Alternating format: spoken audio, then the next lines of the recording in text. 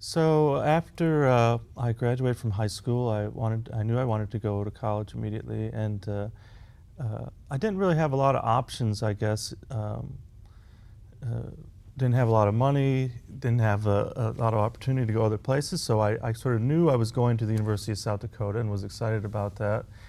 Went there to pursue a degree in photography. And because I had done that along with drawing and other forms of art all my life, really. My father's an artist. My mother went to art school, so I've been around art my whole life. But I was really zoned in on photography. And I did that my whole freshman year and loved it. And then that summer, I got a job working for a professional photographer as an assistant and doing a lot of darkroom work and so forth. And after that summer, I just absolutely hated photography. I didn't want to go near it as my creative practice because I had sort of been drained of my creative interest in photography. And I literally went back to the school and dropped all my classes and was trying to figure out what to do, what to take. And this very energetic graduate student, Randy Arnold, grabbed me in the hall and said, "Hey, you need to take lithography."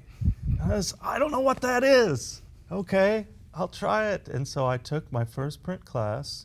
I had known a little bit about prints because art in my family, and my dad was good friends with Carl Grupp, who was a printmaker in South Dakota. And I took this lithography course with him, and he was a great teacher, and he was very enthusiastic about printmaking. And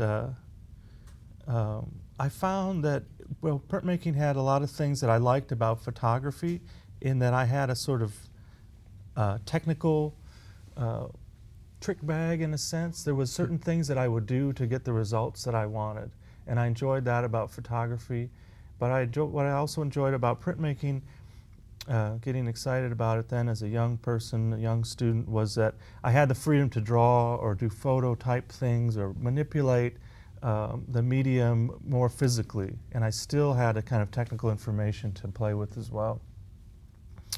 And I also studied with Lloyd Menard there at the University of South Dakota, and he was a huge impact on the sort of print culture of that university in that one little tiny small town, a kind of cultural freckle on the state of South Dakota, where lots of strange things happened, and you really felt like you were a part of something there, even though we really shouldn't have felt that way in a lot of ways, because we're totally isolated out on the lonesome prairie, and there wasn't very many of us at all, but somehow we all really felt like we were a part of something, and that made the experience all that much more special, I guess. And in some ways we didn't have a whole lot to do in that town either, so we made a lot of prints. We worked really, really hard on our print projects.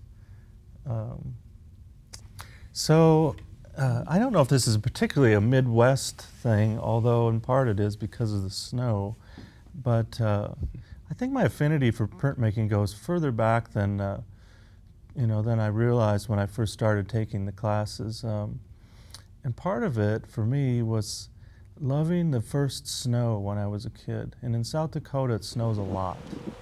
Almost always snows on Halloween there.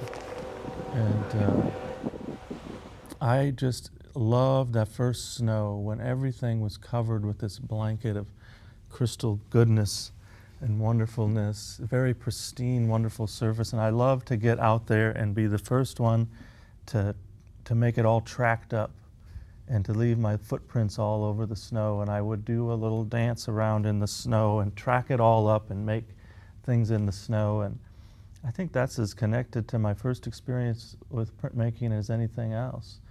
And that idea of sort of cutting away or gouging into or scraping away into this pristine surface, which is what we love to do with wood and copper and other print materials, was maybe very much grounded in that love of tracking up the fresh snow.